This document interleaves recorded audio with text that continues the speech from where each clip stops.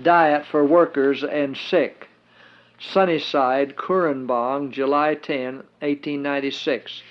Dr. J.H. Kellogg, Battle Creek, Michigan. Dear Brother, there are those associated with you that should ever have kept before them their aptness and inclination to use poisonous drugs that kill if they do not relieve. The light that God has given upon the subject of disease and its causes needs to be dwelt upon largely, for it is the wrong habit of indulgence of appetite and careless, reckless inattention to proper care for the body that tells upon the people.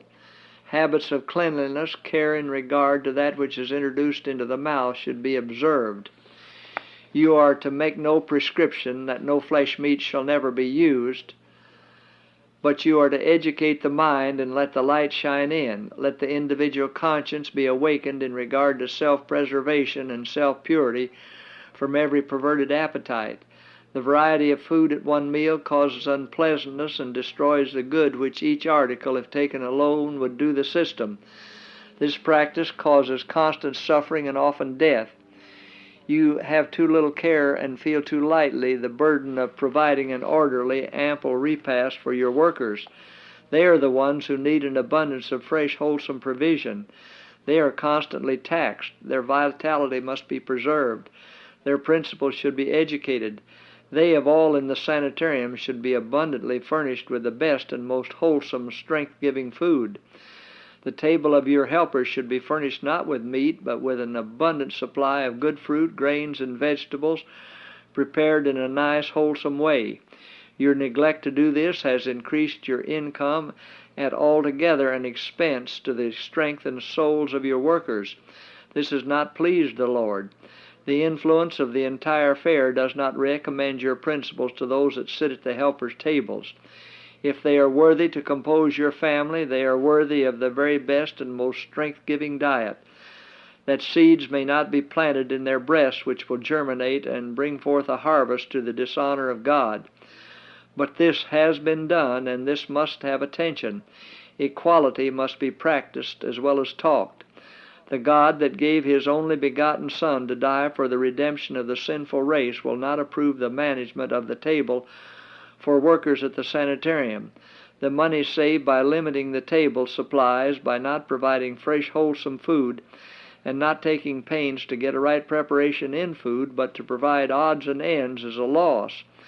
The ones who give the treatment and care for the sick are taxed in their labor and must have greater privileges than have been given them if their hearts are to be kept from temptation and corruption. This line of work has been neglected. Let the education be given line upon line, precept upon precept, that we are all servants. All work done in serving ministers of the gospel. All the servants of God are to be respected, loved, cared for. There are servants who work in caring for the sick, who need to have vital force to do their work intelligently and thoroughly, and with go-on cheer in their hearts. All the time they are to feel that their labors are appreciated, and that they must be kind, cheerful, hopeful, full of faith, having words they can speak to poor suffering ones. There are many things that need to be corrected and made wholesome and beautiful, so that the angels of God may not see preference for one and dishonor for another. While eating of flesh of dead animals is deleterious to the health of the body, while all who use meat diet are increasing their animal passions and are lessening the susceptibility of the soul to realize the force of truth and the necessity of its being brought into their practical life, this meat-eating question needs to be guarded. When one changes from the stimulating diet of meat-eating to the fruit and vegetable diet, there will always be a sense of weakness and a lack of vitality, and many urge this as an argument for the necessity of a meat diet. The change should not be urged to be made too abruptly, especially for those who are taxed with continuous labor. Let the conscience be educated, the will energized, and the change can be made much more readily and willingly.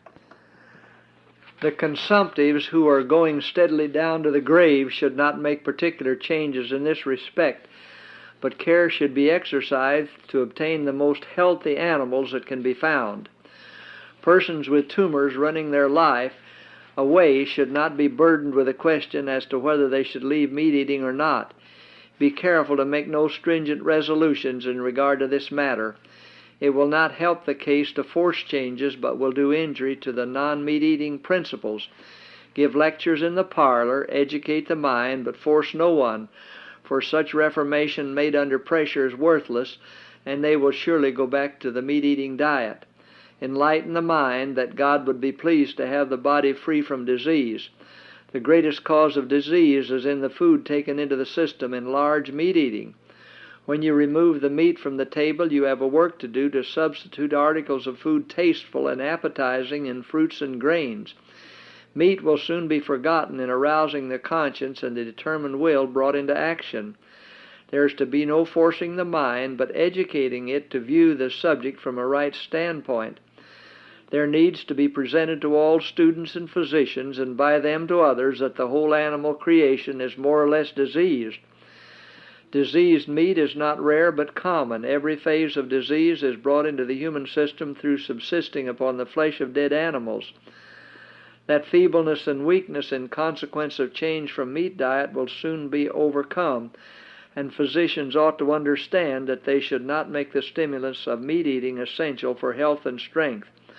All who leave it alone intelligently will have, after becoming accustomed to the change, health of sinews and muscles. More again. Ellen G. White.